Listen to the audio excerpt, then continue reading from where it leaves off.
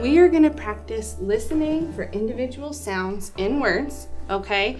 And we are going to use each one of these squares to represent each sound in every word. So listen to me tap out the sounds in the word big. What's my word?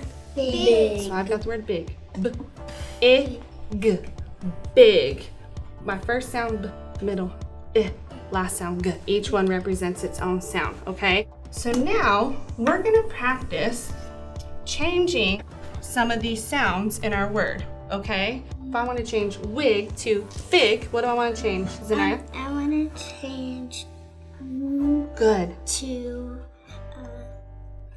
All right, let's do that. Change w to f, okay? Are we ready to tap? I, g, fig. Good job.